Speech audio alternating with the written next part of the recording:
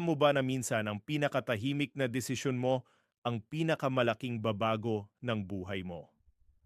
Welcome sa Edwin Tan Podcast. Ngayong episode, pag-uusapan natin ang isa sa pinakasikat at pinakamakabuluhang linya sa mundo ng panitikan, mula kay Robert Frost. Two roads diverged in a wood and I took the one less traveled by, and that has made all the difference. Simple lang pakinggan, no? Pero kung iisipin mo, parang buong buhay na ng tao ang nakapaloob sa tatlong linyang yan. Imagine mo to, nasa gitna ka ng kagubatan.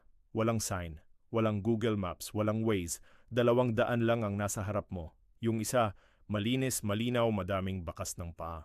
Yung isa, medyo masukal, tahimik, parang walang gustong dumaan. At ngayon, kailangan mong pumili. Hindi pwedeng parehong daan. Hindi pwedeng balikan ng oras. Ganito ang buhay natin. Every day, may choices tayo, maliit man o malaki. Minsan, pipili ka ng practical. Minsan, pipili ka ng passion. Minsan, pipili ka ng safe. Minsan, pipili ka ng risky. At kung tutuusin, karamihan sa atin, dun tayo sa well-traveled road. Bakit? Kasi dun yung sigurado, dun yung tanggap ng pamilya, dun yung normal. Dun yung hindi ka huhusgahan. Pero ito ang tanong, paano kung yung less traveled road, yun pala ang daan para sa'yo? Alam mo, hindi naman sinasabi ng quote na mas maganda lagi yung mahirap na daan. Hindi niya sinasabing laging tama ang kakaiba. Pero ang sinasabi niya, may mga pagkakataon sa buhay na ang tunay mong landas, hindi yung tinatahak ng karamihan. Minsan, yung daan na tahimik, yun ang may sagot sa tanong mo. Minsan, yung daan na walang kasiguraduhan, yun ang magbibigay sa'yo ng tunay na kahulugan. Kasi isipin mo, kung susunod ka lang sa ginagawa ng lahat, makukuha mo rin ang meron ng lahat. Pero kung gusto mo ng kakaibang buhay, kailangan mong maging handang dumaan sa kakaibang daan. At hindi tumadali. Kasi yung less traveled road, madalas, walang kasamang cheerleaders, walang kasiguraduhan, walang instant results. Minsan ikaw lang mag-isa, minsan ikaw mismo nagdududa sa sarili mo.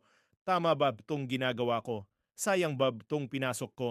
Dapat ba sumunod na lang ako sa iba? Pero dito pumapasok ang tunay na tapang.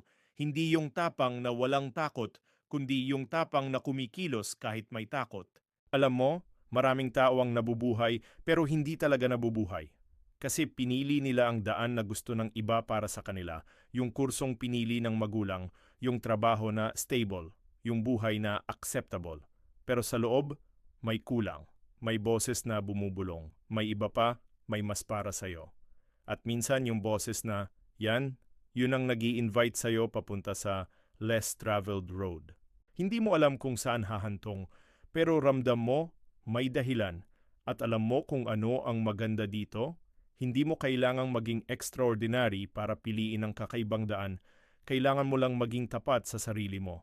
Kasi ang tunay na tanong dito ay hindi, anong daan ang mas maganda? Ang tunay na tanong ay, anong daan ang para sa akin? Kasi kahit gaano kaganda ang isang daan, kung hindi naman para sa'yo, mapapagod ka lang.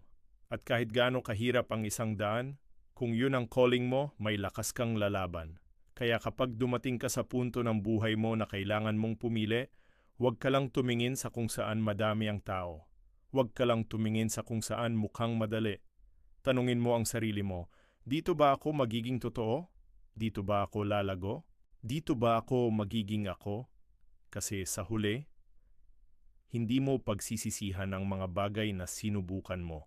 Ang pagsisisihan mo, yung mga bagay na hindi mo ginawa dahil natakot ka. At balang araw, lilingon ka rin sa buhay mo, katulad ni Robert Frost. At sasabihin mo rin, pinili ko yung daan na hindi pinili ng karamihan at doon nagsimula ang lahat ng pagbabago.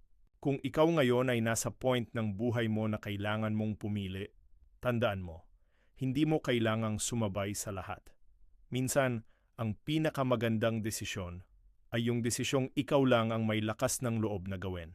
Kung nakarelate ka dito, share mo to sa isang taong nasa crossroads din ng buhay niya.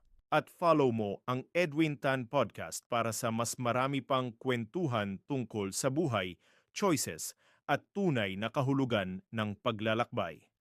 Hanggang sa susunod, piliin mo ang daan na totoo para sa'yo.